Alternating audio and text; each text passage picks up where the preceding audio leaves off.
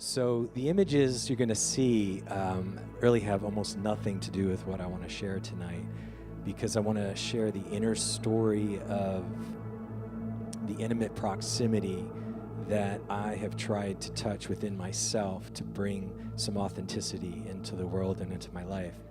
So you're going to see some images of what the public sees out there as an artist, musician, psychologist, author, blah, blah, blah, blah, blah. But, and if you want to roll the images, I'm not going to associate really with those images.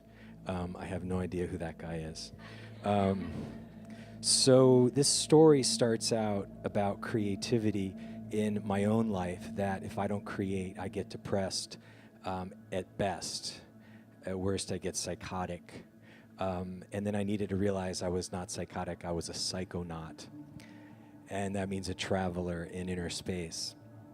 So my grandmother was a healer and an artist. And back in the 40s, talking to trees and rocks could get you put in a psychiatric hospital for decades, which happened to her.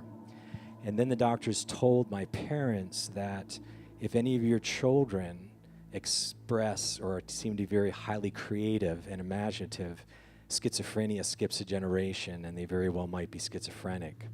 So here's this kid who's talking to white panthers in the daylight and needs to create in everything he does, and sits at the piano and hits one note at a time and listens to it dissipate off into silence, and then hits it again for hours at a time. And it was like, oh my God, our kid's crazy. And really discouraged me from being a musician and an artist, which was my heart and my soul. So our culture, and that's why this is so important, and every one of you is so important, and your heart warriors and artist healers and intuitive feelers, is that our culture is completely fucked up and disconnected and believes the great lie. And the great lie is somehow that we are different from nature, and that's bullshit. We are nature. We are Gaia. We are Gaia having this conversation right now. We're part of the earth. We are expression of the earth. And as the earth and as Gaians, as native earthlings, our heart and our soul is to create and to bring something new into the world and express what's in your heart. And that's the only way our species will survive. So I became a double agent.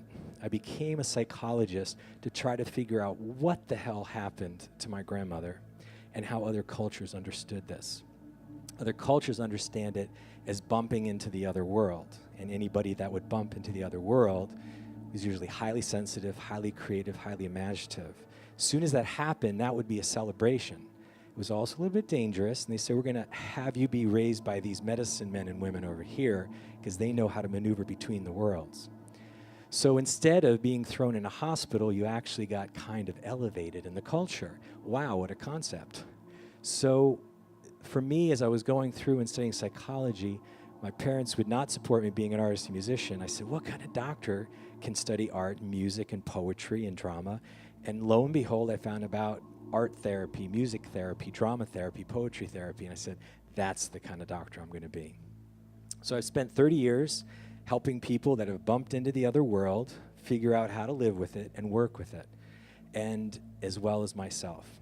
So Grammy nominee, do not ever apologize for the madness which made you a warrior, which I love that, because I have been mad, I have been psychotic, I have been suicidally depressed, and I've worked through it. I've come out the other side because I realize who I am is not an object in space, but a flowing, energetic, moving energy pattern. And that's where my medicine name came, Ever Flowing On a Native American reservation 23 years ago. And that, hey, I actually went with, that was not planned. Ever Flowing On. This is the new release of that book. And the other piece is, my poetry is about moments, is about how each moment is sparkling like a diamond and melting like a snowflake. That's all we've got is this moment, guys, just this moment. So whatever we create, and anything I've created or written, is just wakes. It's not who I am. It's not who you are. It's about the process, not the product. It's about the current, not the content. So don't get stuck in what it looks like or what other people say about it. There are people over here telling you how great you are, and there's people over here who tell you how much you suck, and you ignore both of them, and you keep your eye on your own artistic vision, and you be true to it 100%, and don't give up, and don't give in. And the other part of what's been huge for me is moving from my head to my heart. And that is, as the Cherokee say, the longest journey you will ever make is from your head to your heart. And bless the darkness in the process. Because this space is where it's at. Our culture lives from here. All people who are earth-centric and Gaian lived from here. And if we have any chance, it's about here. So darkness is the best method for dealing with the darkness of other people. So that's it, guys. I mean, that is it, keep creating and let go of thinking that you or anybody or anything are objects in space. We are living, breathing, moving. These are some of my paintings. And what I try to do is express in them is this quantum sea that we are all swimming in.